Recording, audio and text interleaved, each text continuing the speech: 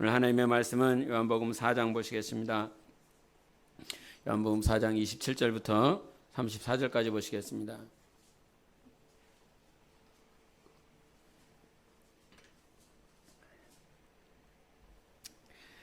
요한복음 4장 27절부터 34절까지입니다.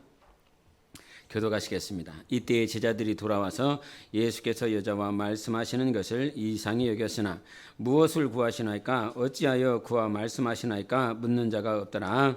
여자가 물동이를 버려두고 동네로 들어가서 사람들에게 이르되 내가 행한 모든 일을 내게 말한 사람을 와서 보라. 이는 그리스도가 아니냐 하니 그들이 동네에서 나와 예수께로 오더라. 그 사이에 제자들이 청하여 이르되 랍비여 잡수소서. 이르시되 내게는 너희가 알지 못하는 먹을 양식이 있느니라. 제자들이 서로 말하되 누가 잡수실 것을 갖다 드렸는가 하니 예수께서 이르시되 나의 양식은 나를 보내신 이의 뜻을 행하며 그의 일을 온전히 이루는 이것이니라. 아멘.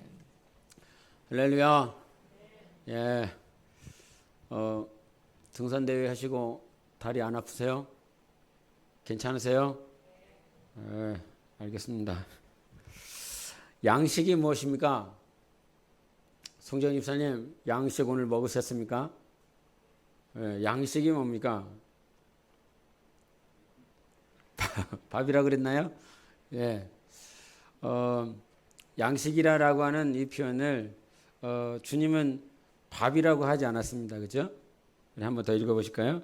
33절, 34절 읽어보겠습니다. 시작. 제자들이 서로 말하되 누가 잡수실 것을 갖다 드렸는가 하니 예수께서 이르시되 나의 양식은 나를 보내신 이의 뜻을 행하며 그의 일을 온전히 이루는 이것이니라. 그래서 양식을 밥이라고 푸드, 음식이라고 이렇게 표현하지 않았습니다. 여러분의 양식은 무엇입니까? 오늘도 여러분 이렇게 양식이라고 하는 건 쉽게 표현하면 육체로 따지면 그 양식이 내 이 육신이 움직일 수 있는 에너지원을 공급해 주는 것이지 않습니까?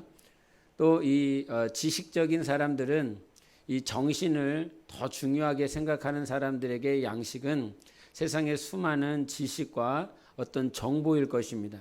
그래서 그런 지식이나 그런 정보들이 자기 안에 들어오지 못하면 불안하고 힘들어합니다. 특별히 가르치는 사람들에게 있어서는 계속 무엇인가 정보가 들어와야 그 안에서 인사이트, 즉 깨달음이 있고 그 깨달음을 통해서 자기가 살아가는 힘이 됩니다. 여러분에게는 양식이 무엇입니까? 즉 무슨 물음을 하는 거냐면 여러분을 움직이게 하고 여러분을 지탱하게 하는 힘과 원동력은 어디 있느냐라고 하는 것입니다. 그래서 이 아이들에게는 이제 막 태어난 아이들은 그 아이가 지탱할 수 있는 힘은 오로지 어디로부터 나오냐면 그 어머니가 주는 모유로부터 자기가 살아갈 수 있는 힘이 되어집니다. 청소년들에게는 친구도 될 것 같아요. 그 청소년들에게는 가장 이렇게 같이 함께하고 있는 친구들이 그 어떤 누구보다도 지금 이 시간을 살아가고 있는 데 있어서 큰 원동력이 될 것 같고 연인들에게는 연애하는 그 대상자가 교제하고 관심 갖고 하는 그 시간들이 힘이 될 것 같아요. 가정을 꾸린 사람들에게는 가족이 힘이 될 것 같습니다. 그래서 여러 형태들의 모양들이 있지만 다라고 표현할 수 없어요. 친구가 100% 나를 지탱해주는 힘과 능력이 될 수 없습니다. 또 가족이 있지만 그 가족이 100% 되어지지는 않아요. 그나마 나를 지탱해 줄 수 있는 그 힘이 그래도 퍼센테이지를 많이 차지할 수 있다. 이렇게 표현을 할 수는 있겠죠. 그런데 이 유아기서부터 노년에 이르기까지 자기를 지탱해 주는 힘과 능력이 이렇게 세부적으로 나눌 수 있겠지만 그 어느 것도 영원한 것이 없습니다. 그 어느 것도 나를 지탱해 줄 수 있는 영원한 힘이 되어지지 아니한다라고 하는 것이었어요. 우리가 시편 22편과 23편에 보면 22편 한번 찾아보세요. 오늘 말씀이 갑자기 생각나서 그러는 거니까요. 시편 22편을 보겠습니다. 1절을 보겠습니다.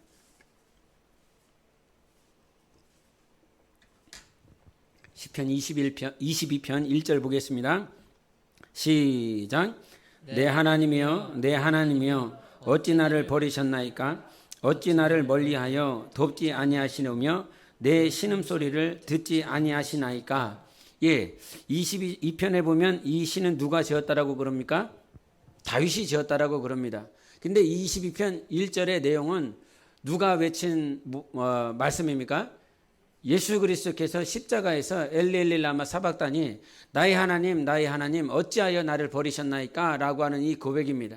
이 고백이 예수님께서 오시기 전 1000년 전에 살았었던 다윗의 입술을 통해서, 즉 성령의 감동을 받았었던 그 입술을 통해서 고백되어진 거예요. 그런데 이 상태를 보면 성령이 충만한, 이렇게 그러니까 어떤 우리가 성령이 충만하면 뭐 기쁨이 있고 막 희락이 있고 즐거움이 있고 어떤 하나님의 어떤 임재로 막 충만한 그런 모양일 수 있지 않습니까? 성령의 감동이라고 하는 것이. 그런데 이 성령의 감동이 이 다윗의 시편의 22편에도 다윗이 이 성령의 감동을 따라서 글을 썼어요. 시를 썼다 이 말이에요.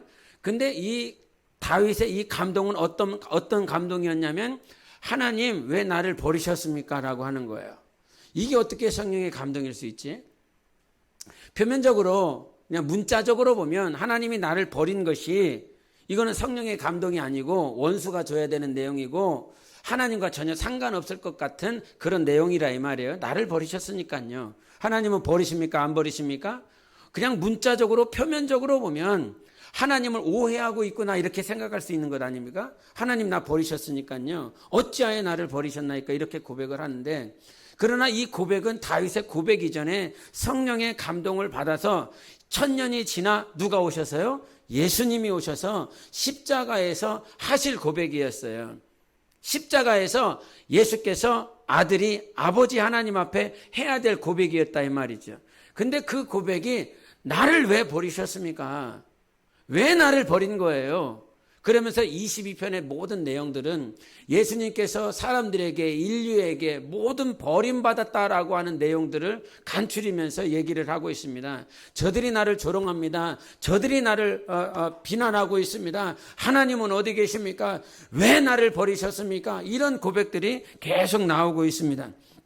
그런데 23편 1절로 여러분이 잘 아는 고백을 같이 해보겠습니다. 같이 23편 1절부터 3절까지, 4절까지 볼까요? 1절부터 4절까지 시작. 여호와는 나의 목자시니 내게 부족함이 없으리로다. 그가 나를 푸른 풀밭에 누이시며 쉴만한 물가로 인도하시는도다. 내 영혼을 소생시키시고 자기 이름을 위하여 의의 길로 인도하시는도다. 내가 사망의 음침한 골짜기로 다닐지라도 해를 두려워하지 않을 것은 주께서 나와 함께 하심이라. 주의 지팡이와 막대기가 나를 안위하시나이다. 아멘. 22편의 고백과 그냥 시 한 편이 지나갔는데 23편에서는 누구를 기억하고 있냐면 하나님이 계시는데 그 하나님께서 나를 안위하실 뿐만 아니라 나와 함께 하시다라고 말씀하고 있어요. 그리고 그분이 나의 진짜 목자라고 말을 하고 있어요. 22편에서는 고난을 통해서 그 십자가의 그 무게가 너무 힘들고 어려우니까 하나님을 향하여 불평합니다. 왜 나를 버리셨냐고. 너무 힘듭니다. 사람들은 나를 조롱합니다. 그런데 그 고난의 시간들을 거치고 시 한 편이 지나고 난 다음에 23편은 또 누가 지었다라고 그럽니까? 동일하게 다윗이 지었다라고 표현하고 있어요. 동일한 사람인데요. 동일한 인물인데요. 동일한 시대를 살았던 사람인데요. 어느 시 한편에는 왜 하나님 나를 버리셨냐고, 나를 이렇게 힘들게 하냐고 그러는데, 어느 시에서 보면 하나님이 나와 함께 하신대, 나를 안위하신대, 나를 평안케 하시고 위로하시는 분이시대, 사망의 음침한 골짜기에 있다라고 할지라도 하나님께서 나를 놔두지 않는 분이시네, 그리고 하나님께서 그 이름을 위하여 내 영혼을 소생시켜 주시는 분이시네 라고 하면서 하나님을 인정하더라 이 말입니다. 지난 주일에 이런 말씀을 같이 나눴어요. 요셉이 입었었던 옷을 무슨 옷이라고 그랬죠? 채색 옷이라고 그랬습니다.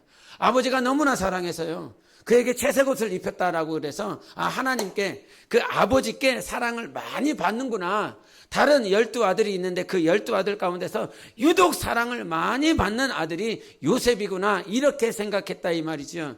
그러나 사무엘상을 통해서 뭐라고 말을 했냐면, 이 옷을, 세마포 에봇을 입는 것은 하나님 앞에 온전하게 섬기고자, 하나님을 온전히 섬기는 그 모양이었어요. 계시록 19장 6절도 한번 보여주세요. 계시록 19장 6절 같이 읽겠습니다. 8절 시작.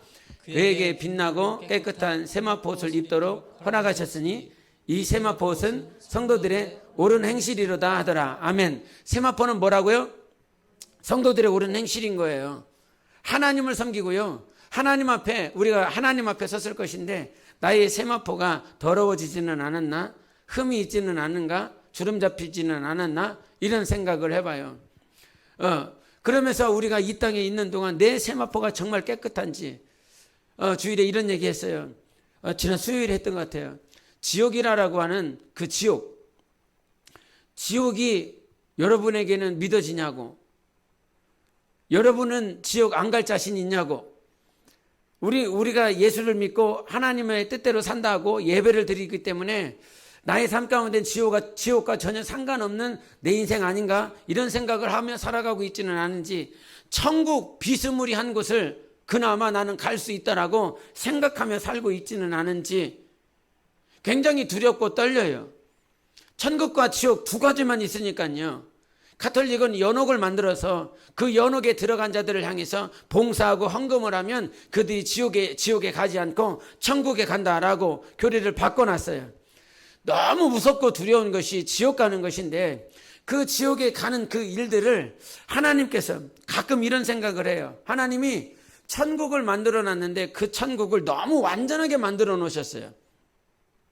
너무나 퍼펙트한 장소인 거예요. 그런데 반대로 생각을 해보라 이 말이에요. 천국이 완전한 장소라면 지옥이라고 하는 것은 흠이 있겠어요? 이곳 역시도 하나님께서 형벌하기에 너무나 완벽하게 만들어놨을 거라는 생각을 해보는 거예요. 인간이 죄를 범해서 형무소에 갑니다. 교도소에 갑니다. 그러면 그 간 자리만큼 갔을 때에 사람들에게는 1년, 5년, 10년 아니면 무기징역, 사형 그 범죄한 형량을 따라서 그 사람이 산단 말이죠. 한 인간도 그 인생을 형벌하기 위해서 나름대로 형벌의 무게를 준다 이 말입니다. 그런데 이 천국을 완전하게 만드신 하나님께서 이 지옥은 흠이 있도록 만들었을까? 이런 생각을 안 해보게 돼요. 마태복음 25장에 이 지옥이라고 하는 것은 누구를 위하여 예비한 곳이라고 하시냐면 마귀를 위하여 예비한 곳이라고 그랬습니다. 마귀를 위한 것이에요. 인간을 위한 것이 아니라 사람을 위한 것이 아니라 마귀 때문에 지옥을 만들어 놨어요. 그래서 그 불못에 들어가야 될 존재는 누구요? 마귀요. 사단이요. 그 사단이 들어가서 영원히 형벌받아야 될 것이라 이 말이죠. 그런데 마귀에게 지배받아서 마귀에게 져서 실패하여 그의 종노릇한 자들 역시도 갈 수밖에 없는 것이 되었다 이 말이죠. 그래서 가끔 그런 생각을 해봐요. 천국이 정말로 완전한 것이라면 지옥 역시도 형벌하게 하나님께서 완벽하게 만들어놨다. 그런데 범죄한 인생은 이 땅에서 5년, 10년 아니면 육신이 끝나면 그 고통은 없어져. 그러나 지옥은 영원한 것이야. 예? 하나님의 사랑이 하나님이 세상을 이처럼 사랑하사라고 표현하면서 막 길게 외쳐야 된다 이 말이죠. 근데 그 지옥에서 받아야 될 이 형벌도 영원한 것이다 이 말이에요. 영원한 것이다. 당신의 오늘 선택이, 당신의 오늘 신앙이, 당신의 오늘의 삶이 당신의 영원한 것들을 결정하기 때문에 두려운 것이라 이 말입니다. 너무나 두려운 것이라 이 말이에요. 그래서 이 땅에 있는 동안 이 다윗의 고백이요 무엇이었습니까? 왜 나를 버리셨냐고? 근데 어느 순간 보니까 하나님만이 나의 목자래. 하나님이 나를 소생시켜 주신대. 그 사망의 음침한 골짜기 사망 가운데 있을 때에도 하나님께서 나를 지켜주신대. 믿으십니까? 사망의 음침한 골짜기에 있어도 하나님이 우리를 지켜주시고요, 하나님이 우리와 함께 하세요.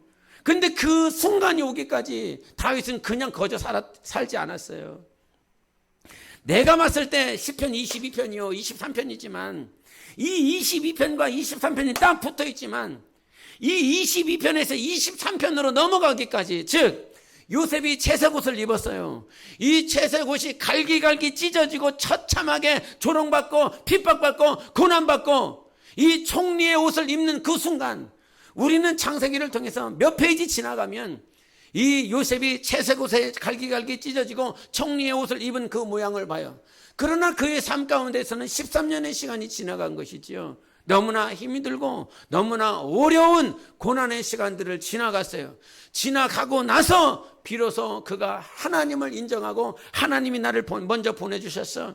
하나님이 우리를 구원하시기 위하여 하나님이 먼저 행동하신 거야 라고 고백하는 것을 보게 되더라 이 말입니다.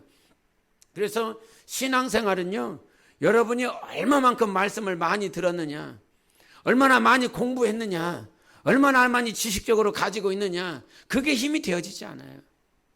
실제가 그래요. 양식에 대해서 얘기를 하고 있는데, 양식에 대해서 그 양식은 뭐라고? 나를 지탱해 주는 힘이 되라고. 내가 오늘 움직이고 내가 생각하고 내가 그렇게 살아가는, 아까도 찬양했던 것처럼 삶의 이유래. 뭐가 삶의 이유야? 뭐가 삶의 이유였어요 여러분? 찬양 가사가 예수가 영원한 생명이래요. 그분이 생명이시래요. 그분이 영원하시대요. 그래서 내 삶의 이유가 그분이라는 거예요. 그게 원동력이고 그게 양식이라는 거였어요. 말씀을 준비하면서 이 찬양이 생각이 났는데, 내 삶의 이유는 뭐야? 내 삶의 목적은 뭐야? 이제 막 태어난 갓난아이들은 그 모유가 자기를 지탱해 주는 힘이 돼요. 또 청소년들에게는 많은 친구가, 많은 교제할 수 있는 그 상대가 삶을 사랑할 수 있는 힘이 돼요. 연인들에게는요, 그 연인의 관심이요, 그 사랑이요, 관심과 사랑이 없어지면 어느 순간 껍데기처럼 허수아비처럼 자기의 자아조차, 자기의 본질조차, 정체성조차 다 사라지고 깨지고 나라고 하는 존재가 어떠한 존재인지를 몰라요. 당연히 인간은 인간과 인간 사이의 관계성을 통해서 자기의 정체성과 자기의 본질을 확인할 때가 있어요. 그런데 성경을 유심히 보니까 인간 때문에, 남편 때문에, 아내 때문에, 연인 때문에, 자식들 때문에 자기의 본질과 자기의 정체성이 확립되는 것이 아니라 나는 어디로부터 왔느냐? 하나님께로부터 왔다는 거죠. 예수께로부터 왔다는 거죠. 나는 하나님의 것이라는 거죠. 내가 사나 죽으나 주의 것이라는 것이지요. 그래서 나의 본질은, 나의 정체성은 때론 내 자식 때문에 나의 본질을 확인할 때가 있어요. 연인 때문에 나의 본질, 정체성을 확인할 때가 있어요. 그러나 그것은 잠깐이요. 그것은 영원한 것이 아니라 이 말이에요. 하나님이 내 삶의 이유고 하나님이 내 삶의 목적이라는 것을 우리에게 분명히 말씀해 주셨어요. 그래서 우리의 양식은 예수여야 돼요. 하나님의 말씀이어야 돼요. 그분 때문에 지금 내가 움직이고 있어야 된다 이 말이에요. 예? 이렇게 월요일마다 이렇게 보고서가 이렇게 왔는데, 보고서가 올 때 이번 주 보고서에 보니까 한 4명, 한 4번을 얘기를 한 것 같아요. 그 보고서에 삶을 살아가는데 말씀대로 살아가고 싶어. 예? 말씀대로 살고 싶은데 말씀대로 살아가기가 너무너무 힘들다. 예배를 드리고 기도하고 찬양할 때는 괜찮은 것 같은데 내가 삶으로 돌아가면 이 삶 가운데서 말씀이 힘이 되어지지 않는다 라고 하는 그 얘기를 한 4번, 이 보고서가 왔는데 4번을 본 것 같아요. 그러면 단지 이 4번을 말을 하고 있었던 이 4사람인지 아니면 4건인지는 모르겠지만 요 얘기가 과연 이 4사람이라고 한다면 4사람에게만 해당되는 말일까? 그게 아니라는 생각이 드는 거죠. 오늘도 삶 가운데 돌아가면 말씀이 기억나지 않고 말씀이 힘이 되지 않고 말씀이 원동력이 되지 않고 오늘도 사람을 봐야 되고 사건을 봐야 되고 물질을 봐야 되고 관계를 봐야 되고 하는 모든 삶의 무게로부터 내가 오늘도 살아가는 힘을 얻으려고 한다 이 말이에요. 그런데 성경은 그렇게 말하지 않아요. 술 맡은 자든 떡 굽는 자이든 아니면 보디발이든 그 어떤 자로 인하여 요셉이 살아갈 수 있는 힘을 얻은 것이 아니라 오직 지혜와 지식을 주시는 하나님만이 그 요셉이 견딜 수 있는 힘이 되었던 거예요. 다윗도 마찬가지, 요셉도 마찬가지고 모세도 마찬가지고 모든 것들이 하나님께로부터 오는 것이 우리 삶의 원동력이다 이 말이에요. 등산 대회를 하는데 등산 올라가면서 산을 올라가면서 산에서 몇 사람이 이렇게 내려와요. 몇 사람이 내려오는데 앞에 가는 권사님이 내려오는 사람들한테 하나님은 살아계십니다. 예수 믿으세요. 나는 저 양반을 보면 너무 예쁜 거 있죠. 산 오르기도 바쁠 텐데 그 비가 오고 산 오르기도 바쁜데 내려오는 사람들을 향해서 예수 믿으세요. 하나님 살아계십니다. 그가 듣든지 아니 듣든지 뭐라고 생각하든지 그 사람이 나를 뭐라고 생각하고 그 사람이 나를 뭐라고 조롱할지 그거에 그런 생각 없이 오직 하나님 살아계십니다. 예수 믿으세요. 등산하는 그 찰나에 거기서 뒤에다가 대놓고 선교지가 따로 없다. 어떤 인생은 선교지 가야 선교한다라고 그러는데 권사님은 그냥 여기가 선교지야. 이 산이 선교지고 만나는 사람이 선교하는 대상이고, 그런데 어떤 인생들은 전도하는 장소에 가서 전도를 하는 것이고 선교지에 가서 선교하는 것이고 사람을 만나야 하는 것이고, 그러면서 생각하는 거죠. 저 사람은 오늘 살아가는 힘이 어디 있는가?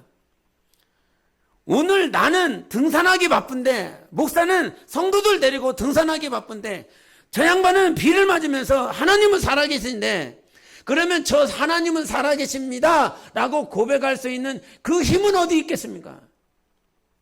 목사는 등산하기 바쁜데요, 저분은 오늘 오르면서 하나님은 살아계신다라고 고백을 하더라 이 말입니다. 그 사람이 오늘 처음 만난 사람인데, 그러면 그 고백을 할 수 있는 힘은 어디 있는 거예요? 어디 있느냐고요? 여러분, 허상에는 가짜에는 힘이 없어요. 가짜에는 힘이 없어요. 가끔 이렇게 매해마다 교통법규를 새로 만들잖아요. 그래서 이 교통법규를 만들고 나면 언제부터 적용을 하겠습니다 이렇게 해요. 그리고 계도 기간을 줘요. 이런 법이 있으니까, 교통법규가 있으니까 이때부터 시행을 할 거라고. 그래서 그때 시행이 하고 난 다음에 적발이 되면 범칙금을 부과할 거라고. 근데 사람 대부분이요, 그 법이 적용되기 전까지 다 안 지켜요. 대부분 안 지켜요. 계도 기간을 주면서 자기를 스스로 체질을 바꿔가면서 그 교통법규 지키는 훈련을 스스로 하라고 계도 기간을 준다 이 말이에요. 그러나 그 기간까지 법이 적용되기 전까지 아무도 지키지 않아요. 거의 지키지 않아요. 그런데 그 계도 기간이 끝나고 난 다음에 법이 적용이 되고 범칙금을 부과하는 그 시간이 딱 되면 사람들이 어떻게 하는지 알아요? 그때부터 지키기 시작해요. 왜 그래요? 그 법이 적용이 되고 범칙금이 실제적으로 날라오기 때문에 그래요. 허상, 가짜, 그것에는 힘이 없어요. 그러나 진짜가 오면, 실상이 오면 그것이 힘이라고요. 그것이 진짜이기 때문에 지킬 수밖에 없어요. 파괴력이 있어요. 능력이 있어요. 나를 움직이게 한단 말이에요. 그 범칙금 10만 원이 될지 몇만 원이 될지 모르겠지만 그 범칙금이 힘이 되기 때문에 나를 움직인다 이 말이에요. 오늘 여러분 본문 말씀 너무 잘 아시잖아요. 사마리아 여인에게 예수님께서 찾아오셨어요. 그 예수님께서 찾아왔을 때 두 부류가 있어요. 하나는 사마리아 여자고 하나는 예수님과 함께 있었던 예수님의 제자예요. 근데 이 여자는 무엇을 확인하냐면 당신이 메시아인 것을 확인해요. 메시아가 오면 우리에게 모든 것을 가르쳐 주시고 알려주실 것이라고.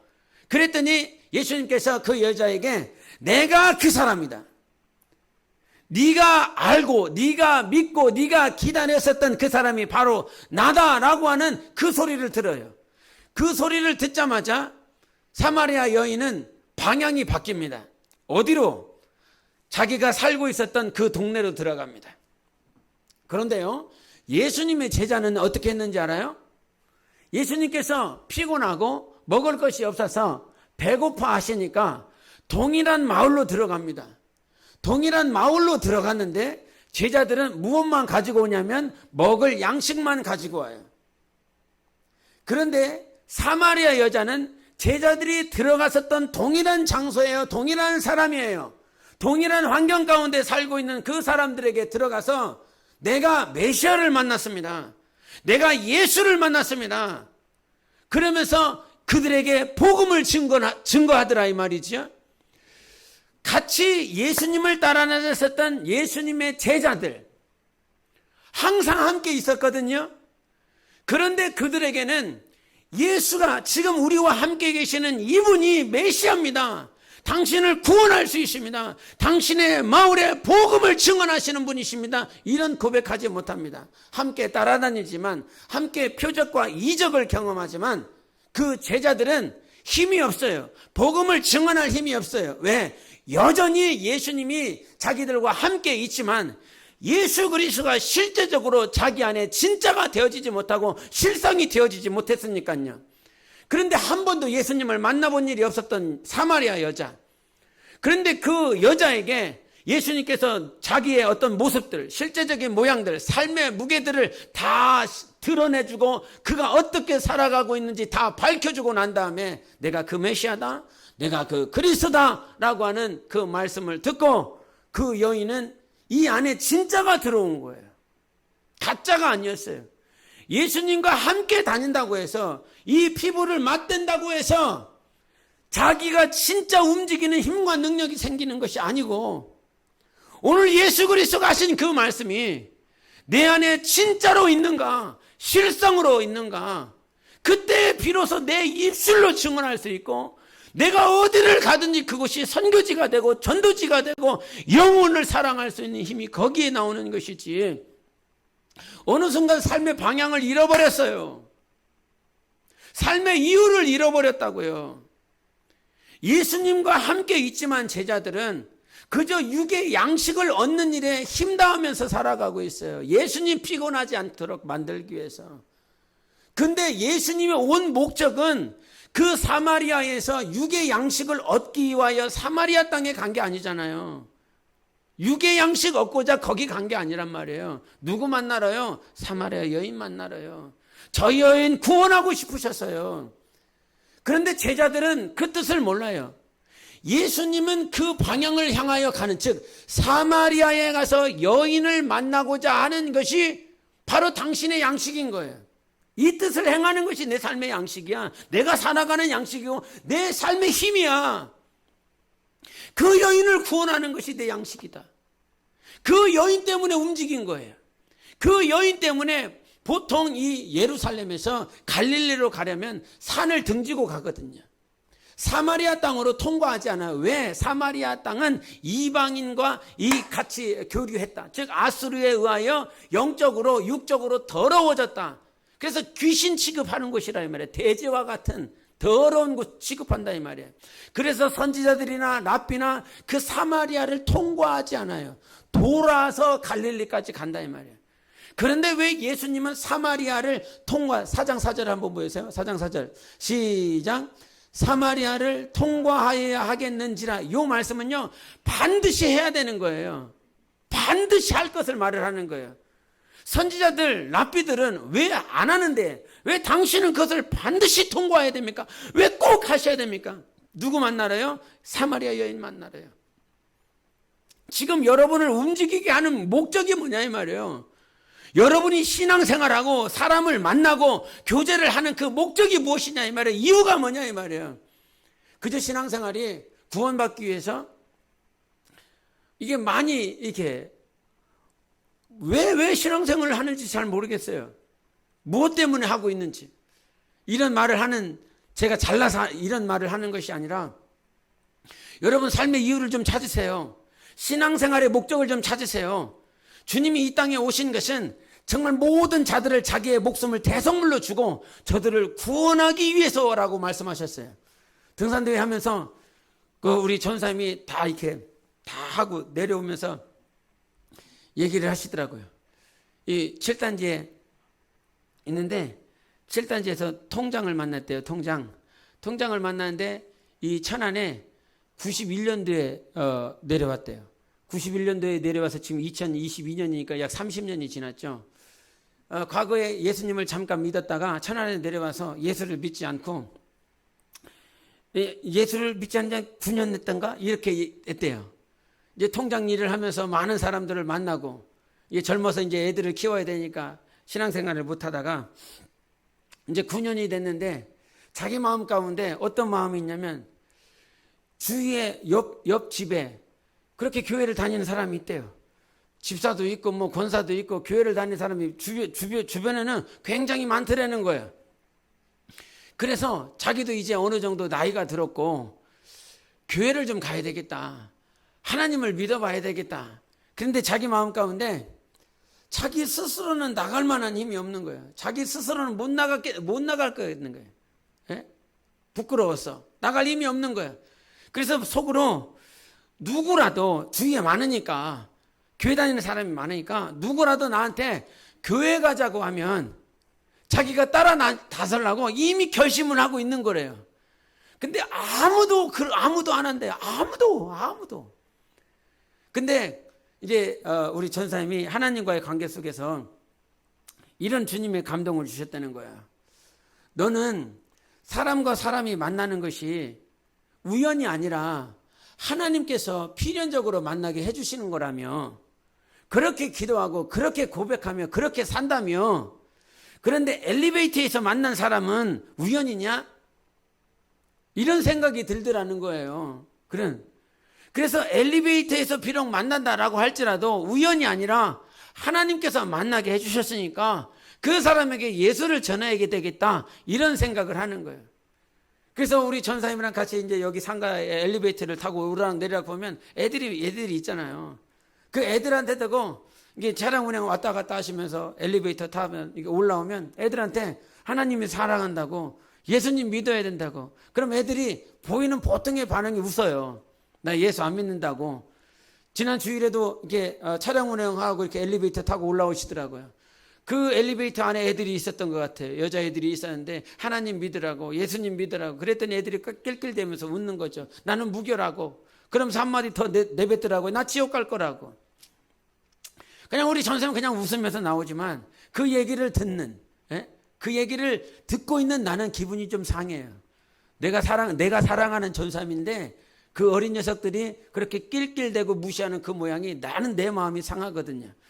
그런데 하나님과의 관계 속에서 우연이 아니라고 필연이라고 네가 고백했고 네가 시인했다면 그들에게 복음을 전해야 된다라고 하는 이 생각이 그 7단지에 갔을 때에도 동일하게 있었던 듯해요. 그래서 그 통장을 만났고 그 통장을 만나서 예수님 믿으시라고, 하나님 믿으라고, 그러면서 그 통장을 만나서 이제 그런 얘기를, 좀 전에 드린 그 얘기를 같이 나눴던 거예요. 그 통장 집에 가서 내가 이런 상황이었고 이렇게 누구라도 내가 예수를 같이 믿자고 교회 가자고 하면 내가 갈 거라고, 이런 말을 들으면서 같이 교제하면서 교회 갈 거라는 이런 얘기를 하고 오셨다는 거예요. 그걸 등산대회 그때 얘기를 하시더라고요. 동일하게 생각이 드는 거죠. 저분이 오늘 살아가는 삶의 이유가 뭐냐? 왜 그렇게 아이들이 낄낄대고 무시하는데도 불구하고 왜 그렇게 얘기하는 거지? 그 힘이 뭐냐고요? 그 원동력이 뭐냐고요? 하나님이 진짜가 아니라면, 말씀이 진짜가 아니라면, 천국이 진짜가 아니라면, 영생이 진짜가 아니라면, 내가 믿고 있는 예수 그리스도가 진짜가 아니라면 그렇게 살 이유도 없고 그러한 힘도 없습니다. 그러나 살아계신 하나님을 진짜 만났고 그분의 음성이 진짜였고 그분이 나를 만나주시고, 이 다윗이 시편 23편에 고백했었던 하나님이 나의 진짜 선한 목자입니다. 내 영혼을 소생시켜 주실 수 있는 분은 유일한 하나님밖에는 없습니다. 내가 비록 사망의 음침한 골짜기에 있다 할지라도 오늘 하나님이 나와 함께 계시고 있고 나를 지켜주시고 나를 안위하시고 나를 보호하시는 유일하신 하나님이십니다 라고 하는 그 고백이 진짜니까, 이스라엘 그 군대는 칼과 창이 있고 갑옷이 있고 무기를 가지고 있어도 골리앗 앞에 나아가지 못해요. 왜? 그들에게 하나님은 가짜니까요. 그들에게 하나님은 진짜가 아니니까요. 그러나 골리앗은 칼이 없습니다. 단창이 없습니다. 갑옷이 없습니다. 그저 시내에 흐를 만한 물맷돌 5개를 가지고 나아가면서 그가 의지하는 것은 단창과 칼이 아니라 하나님의 이름이었어요. 하나님의 이름이 진짜니까 골리앗하고 싸우는 것 아닙니까? 예? 아무런 무기가 없어요. 오직 하나님의 이름밖에 없고 오직 하나님밖에 없어요. 여러분을 오늘 기도하게 만드는 힘이 어디 있습니까? 오늘 여러분이 삶의 이유 가운데서 목적을 잃지 않고 살아가는 힘이 어디 있습니까? 나는 예수라고 보거든요. 나는 예수밖에 없다라고 생각을 하거든요. 제가 잘나서 이 얘기를 한다는 말이 아닙니다.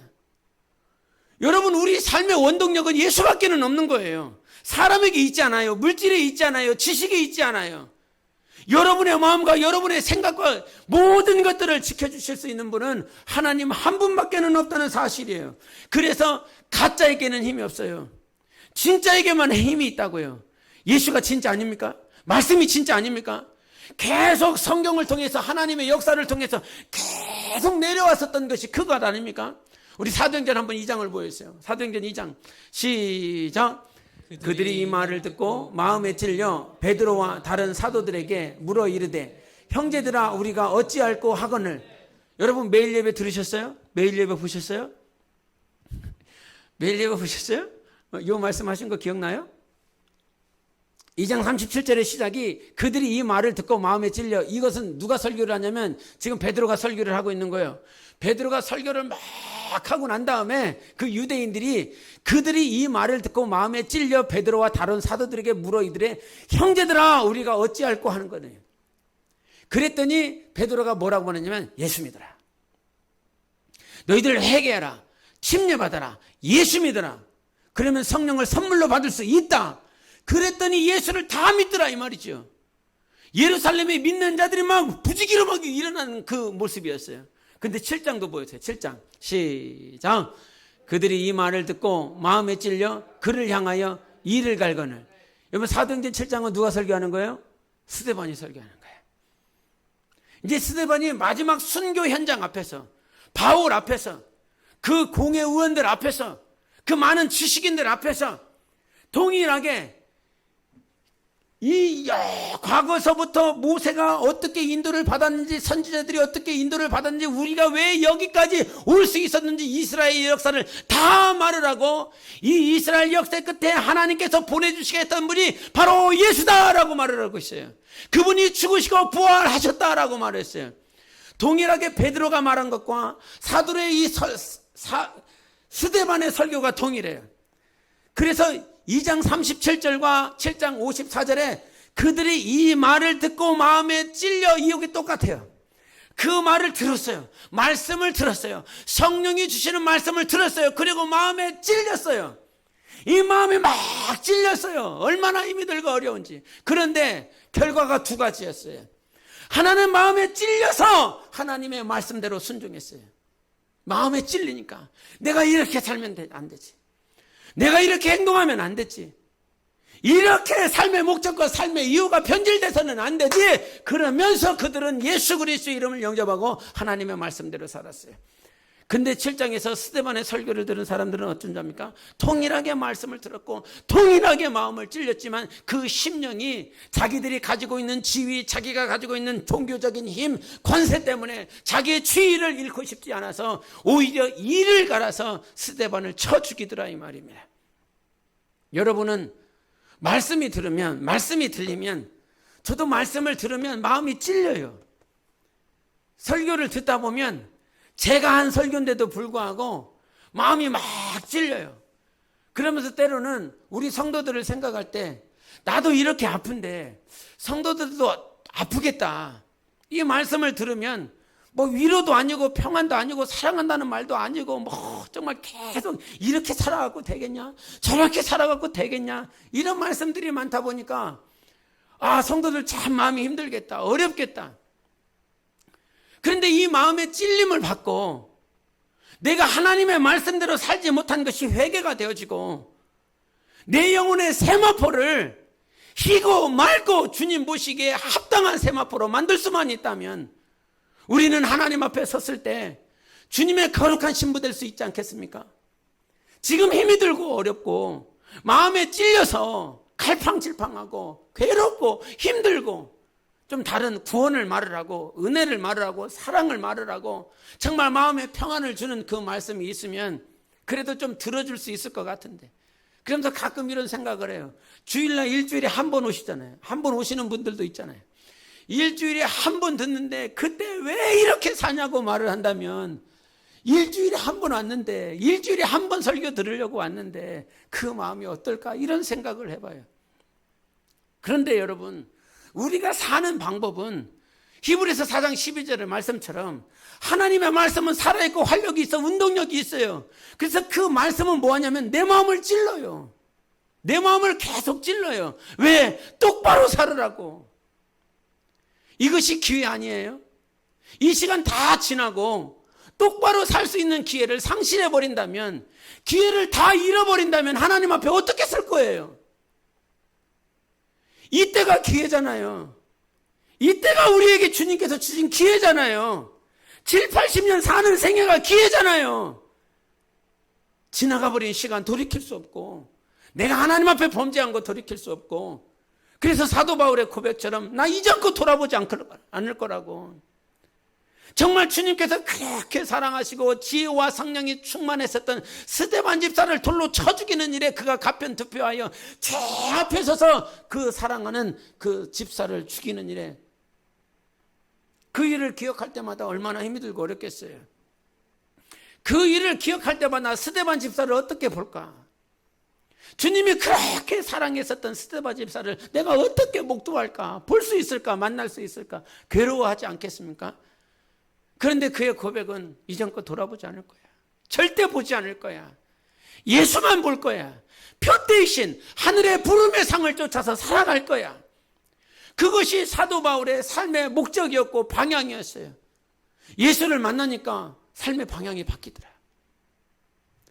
그렇게 철천지 원수와 같은 크리스찬들을 죽이려고 했었던 그가 예수 만나니까 삶이 바뀌더라. 방향이 바뀌더라. 그래서 그 보고서를 통해서 정말 삶 가운데 돌아가면 하나님의 말씀대로 살아가는 것이 너무 힘들다. 이 말이 무슨 말인 줄 압니까? 그것이 저에게도 해당되는 말인데, 바로 그 삶 가운데 돌아가서 예수 그리스도를 생각하지 아니한다는 말입니다. 주님을 더 크게 보지 아니한다는 말인 거예요. 사실은 삶이 더 커 보이고 사람의 말이 더 커 보이고 환경의 문제가 더 커 보이는 거예요. 예수가 더 커 보이지 않은, 예배 때에는 주님이 진짜인 것 같고 말씀이 진짜인 것 같은데 삶으로 돌아가면 예수님은 진짜가 아니고 삶의 문제가 진짜야. 사람과의 관계가 진짜야. 그렇게 되어지지 않는가?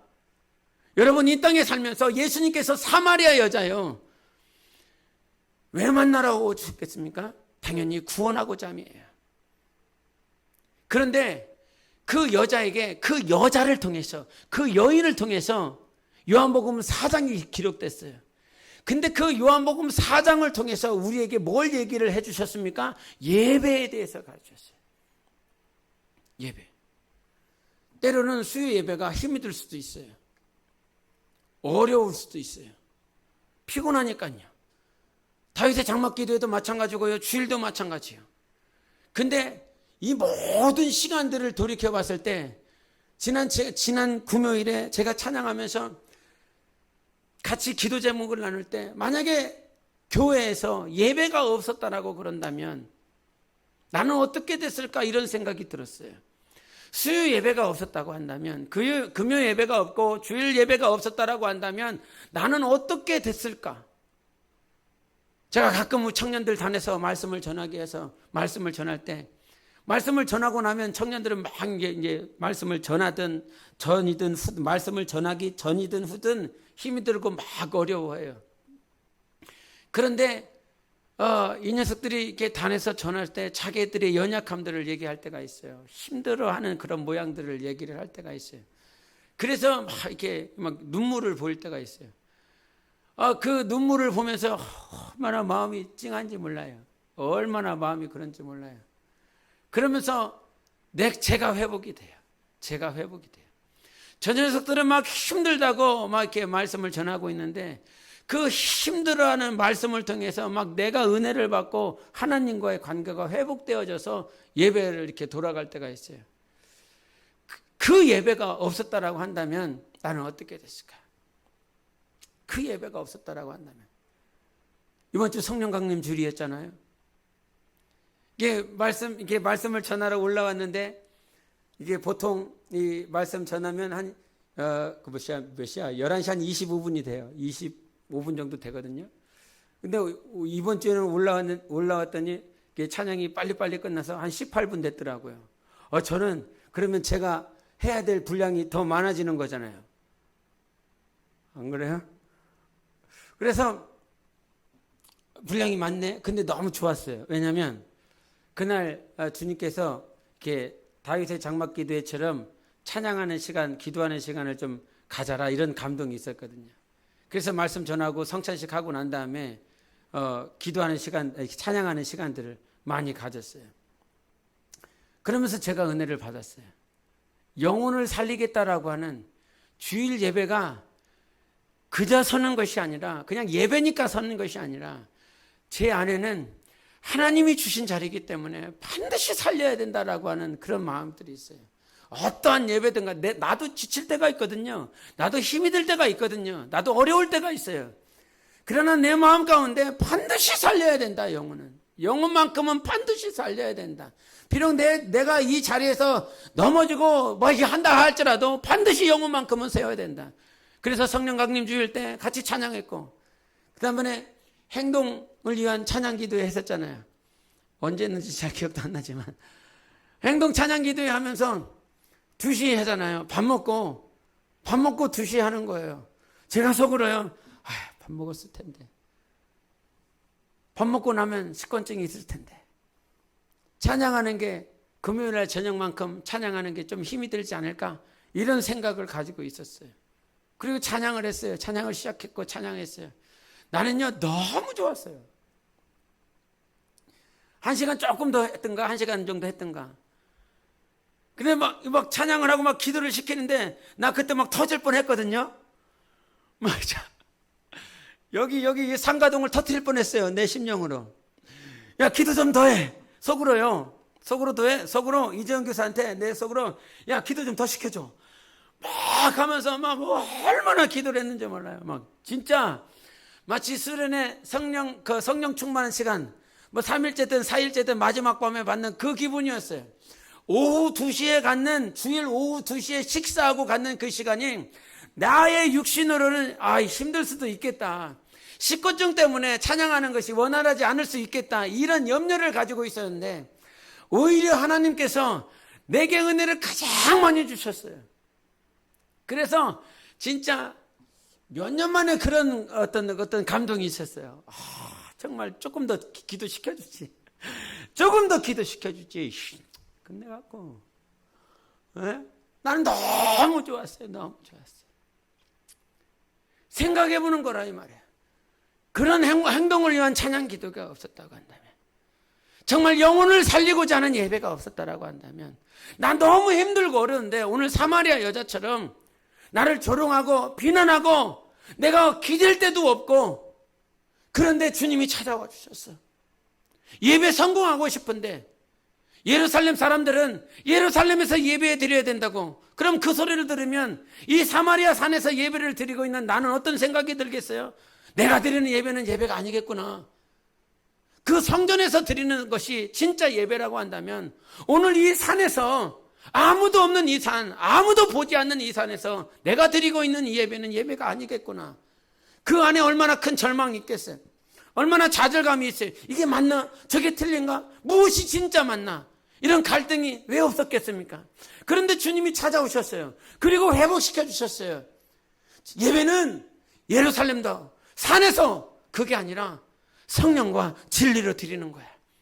성령으로 하는 거야. 진리로 하는 거야. 예? 그 미수사 그 목사님 딸이 한 2년 전인가 와갖고 우리 교회에서 같이 예배를 드린 적이 있어요. 예배를 드리고 난 다음에 자기들이 생각한 그 주일 낮 예배는 1번부터 10번까지 딱 순서를 마친 그런 예배였는데, 이 주일 대예배를 왔는데 주일 대예배가 우리 예배는 그런 1번부터 10번이 아닌 거야. 그냥 성령으로 하는 거야. 예? 목사가 다 기도시켜놓고 찬양을 기타를 쳐. 그런 목사 봤어요? 쉽게 보지 못한단 말이에요. 권위 있어야지. 정장을 끝까지 입고 있어야지. 출두할 때까지 끝까지 입고 있어야지. 기타를 쳐야 되니까 양복을 벗고 기타를 치고 그러면서 한다 이 말이에요. 왜? 절차가 중요한 것이 아니라 오늘 우리 안에 역사하시는 성령님이 중요하니까요. 그것이 내 힘이니까, 그것이 우리의 힘이니까 절차에는 힘이 없어요. 오늘 성령이 운행하시는 그것에 내가 삶을 살아갈 때 그것이 원동력이고 그게 양식이라 이 말입니다.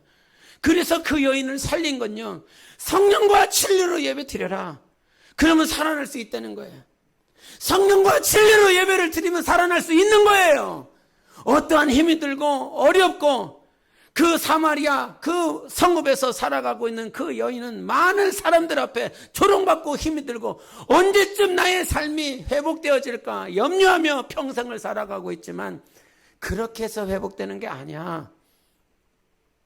그렇게 해서 네 영혼이 소생되는 게 아니야. 오늘 네가 살아날 수 있는 거, 네 삶의 양식이 회복되어질 수 있는 거, 그것은 성령으로 사는 거야. 진리로 사는 거야. 그때 우리가 일어날 수 있어. 이것을 단지 사마리아 여인에게만 가르쳐주고 싶으셔서 주님께서 간 것이 아니라 이 말입니다. 사마리아 여인과 환경과 문제는 조금은 다를 수 있겠지만 오늘 이 시대를, 오늘 우리의 삶 가운데에서 사마리아 여인과 같은 그런 모양이 있다고요. 삶의 양식이 없어서, 원동력이 없어서, 힘이 없어서, 근원이 없어서 허덕이고 있는 사마리아 여인과 같은 나의 모습, 우리의 모습이 있다고요. 그런 그들에게 주님은 무슨 얘기하고 싶냐면 성령과 진리로 살아봐.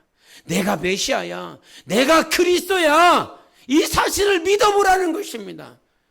그것이 예수님께서 양식이 되어서 사마리아 여인을 살린 것처럼 예수님이 우리에게 진짜 메시아, 예수님이 진짜 그리스도, 그렇기 때문에 우리 삶이 변화될 수 있어요.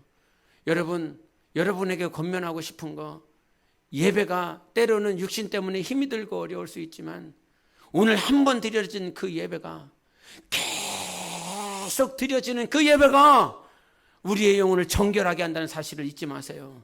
옳은 행실로 계속 나를 만들어 간다 이 말이에요. 이 양이, 목동이 양을 치지 않습니까? 양떼를 치지 않습니까? 그 원하는 방향으로 가기 위해서 톡톡톡톡 계속 친다 이 말이에요. 소를 몰 때도 마찬가지예요. 짐승을 몰 때도 마찬가지예요. 매 순간 쳐준다 이 말이에요. 매 순간 모든 예배 때마다 삶의 길을 방황하지 않도록 예배를 통해서 정말 주님께서 우리를 옳은 길 갈 수 있도록 인도해 주시는 거예요. 여러분, 주님이 진짜입니다. 예수가 진짜입니다. 그 삶의 원동력을 잃지 마시고 삶의 이유를 좀 찾아보세요. 삶의 목적을 찾아보세요. 왜 살고 있냐고, 오늘 왜 살았냐고. 그것이 회복될 수 있는 여러분의 삶이 되시기를 예수 이름으로 축원합니다. 또한 예배 성공하세요. 성령과 진리로 예배 성공하는 삶이 되시기를 바랍니다. 함께 기도하십시다. 오늘도 삶에 문제가 있습니까? 또 내가 주님을 기억하지 못하고 있습니까? 성령님 나를 기억하여 주시옵소서. 성령이여 나를 인도하여 주시옵소서. 우리 몸된 교회가 예배 성공하는 자들로 가득 넘치게 도와 주시옵소서. 성령과 진리로 충만하여 삶의 문제나 아니면 사람과의 관계로 인하여 삶의 양식을 잃어버리고 있지는 않겠습니까? 우리 하나님, 예수가 나의 양식입니다. 예수가 나의 힘입니다. 주님, 내 영혼을 회복시켜 주셔서 삶의 목적이, 삶의 이유가 회복되어지는 삶이 될 수 있도록 함께 기도하시겠습니다.